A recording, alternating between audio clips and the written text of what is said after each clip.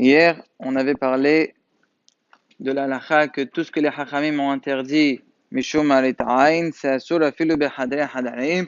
On avait dit que si c'était un isur Torah, que les gens vont être roched, dès que c'est asur, c'est comme ça la halakha. On avait terminé par le point, si jamais les gens ils vont être roched bi, d'avoir fait un isur qui est uniquement midirabanan. Ça veut dire, moi je fais quelque chose de bien, mais celui qui me voit, il imagine que j'ai fait un isur mais qui est que midirabanan. Est-ce que behadei hadarim, ça sera moutar ou pas? Alors la réponse à cette question, elle se trouve dans le Biur Halakha, dans ce sarif qu'on était en train d'étudier hier. Et lui, il est meqel grâce aux paroles de Tosfot dans ma Sechet Ktubot d'Af Samer. Alors déjà, qu'est-ce qu'elle dit l'Agmara? Le cas là-bas, c'est Sinor Sha'alubo Kaspesim. Ça veut dire quoi? Sur le toit, quand il pleut, il faut faire évacuer l'eau.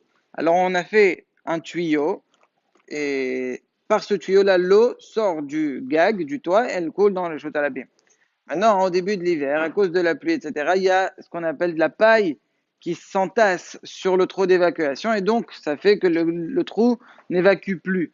Et donc à ce moment-là, on a une piscine dans le gag, et ça, c'est mauvais pour le gag, c'est pas bon pour le toit. Alors là, la dit, qu'est-ce qu'on fait Shabbat s'il veut déboucher ce trou-là? Mema'acho berarlo besinra.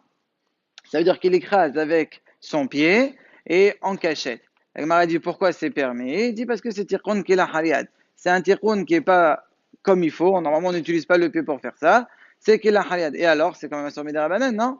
Afelo achribim chom psida, c'est moutar. Comme il va avoir un grand FCD pour le gag, l'eau risque de rentrer dans la maison, etc.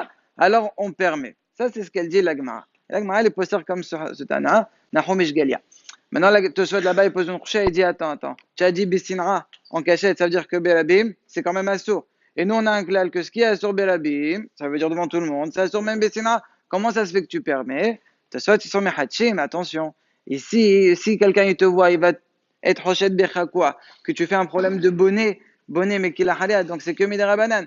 Alors toi, quand tu le fais Bissinra, c'est Mutar Behadr Hadarim, donc Bissinra, si les gens vont être Rochet qu'un Banan. Donc c'est de là que c'est sorti que Tosfot pense comme ça. C'est vrai qu'il y a Loran qui répond une autre façon à la question de Tosfot. Pour faire un Sefer Sfecha.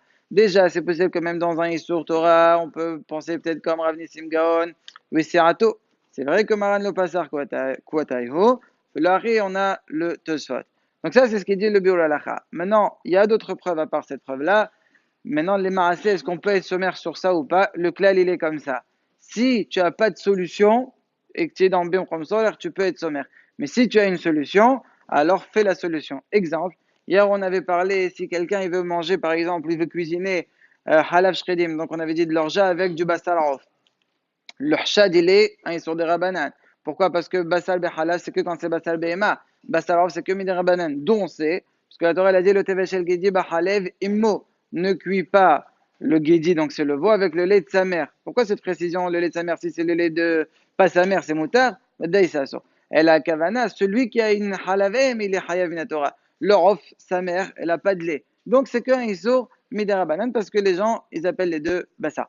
Donc, puisque maintenant c'est un Issur que Midera Banane, on avait dit que selon le halakha, ça pourrait être moutard. Mais étant donné qu'il y a une solution, laquelle, dans ton assiette où tu peux prendre du lait enfin de l'orgeat avec du basalarov, tu prends des amandes, tu mets sur l'assiette des amandes. Les gens, quand ils voient, ils vont tout de suite comprendre, ah, certainement c'est de l'orgeat, regarde, il y a des amandes à côté. Pareil pour le sang du poisson. Le sang du poisson, la Torah, elle permet. C'est que le dam du rof et le dam de la behema. Et celui qui voit, il te voit boire un verre de sang, il ne sait pas qu'est-ce que tu bois. Donc c'est assourd. Mais le chad, il est quand il sort des rabanan. Donc c'est le beurre à la ça serait moutard. Il y a une solution. À côté de ton verre, tu prends dans ton assiette, tu mets quelques écailles de poisson. Tout le monde va comprendre, ah, ce sang-là, il vient du poisson et le sang du poisson, il est moutard. Donc tu enlèves le maritime. Si tu n'as pas de solution, enachenami quand le chad, il est des rabanan. Par contre, l'anian qui bouge toujours, je veux pas qu'on s'embrouille. Là-bas, le chad, il est un Issur Torah, mais la ben, donc il n'y a pas de solution. Même Behadre Hadarim, ce ne sera pas moutard, ce sera assour. Maintenant, il y a un hidouche du Roche concernant la nouvelle technologie. Est-ce qu'un homme, il a le droit d'utiliser Sharon Shabbat ou pas? Il veut utiliser une minuterie chez lui pour que la lumière, elle s'éteint quand tout le monde dort, elle s'allume quand tout le monde se réveille. Est-ce qu'un hachad, celui qui voit de l'extérieur, dit, ah, regarde, sa lumière, elle était allumée, maintenant j'ai vu, elle s'est éteinte, ou bien elle était éteinte, elle s'est allumée. Il y a un problème de Maraïtaïn. Et là, l'urshad, il est quoi? Il sur Torah. C'est un sur Torah d'allumer la lumière Shabbat. Ou bien d'éteindre. Bon, c'est peut-être un dérabbanan, parce que Kibou, il met allumer, c'est sûr que c'est sur Torah. Alors, est-ce qu'on a le droit ou pas? Grâce aux paroles du Rosh, ce sera moutar. Pourquoi? Parce que le Rosh, il est dan. Est-ce que lorsque le temps de la takana, il est batel, est-ce que bat la takana ou pas? Le Rosh, il parle du cas suivant. On sait que Minatora, on n'a pas le droit de porter un habit qui est fait de laine et lin. Ça veut dire charantnaise. Maintenant, est-ce qu'on a le droit de prendre un habit qui est fait en soie, le méché, avec de la laine? À l'époque, c'était assourd. Pourquoi? Parce que Maritarain, celui qui voit, il différencie mal. Il ne sait pas différencier entre le méché et le pishtan. Donc, il croit que c'est de la laine et du lin. Il dit, ah, regarde, celui-là, il fait charantnaise. Le Rosh, il dit, ça, c'était Daoura Bismanam, qui ne savait pas différencier. Mais Bismané, donc, on fait tout de suite la différence entre le méché et le pishtan. Donc, celui qui te voit mettre du soie et de la laine, il ne va pas être Rochet Becha. Il sait. Alors, il dit que c'est moutar. Donc, c'est la seule Qula qu'il y a dans Maritarain par rapport aux autres zéros des Hachamim. Elle est beaucoup plus hamoura dans certains points, puisqu'on a dans le Shulchan Aruch que, juste après le sarif qu'on vient de dire, il parle si jamais quelqu'un il a un habit qui est avec de la zera. Ça veut dire je ne l'ai pas lavé, il y a juste de la transpiration. Je veux l'étendre pour qu'il sèche de cette transpiration-là. Et le Ben Ishai dit encore pire, même s'il est sec, il n'y a rien. Simplement, tu l'as porté, tu veux le prendre simplement pour qu'il y ait un peu de chaleur du soleil qui rentre dans cet habit-là. Le Ben Ishai aussi. Donc on voit combien l'examen Maritarain pour le kibbutz et les hamoula a fait le achiyah, cette roula-là, lorsque le temps matakana il est battel, on est merkel.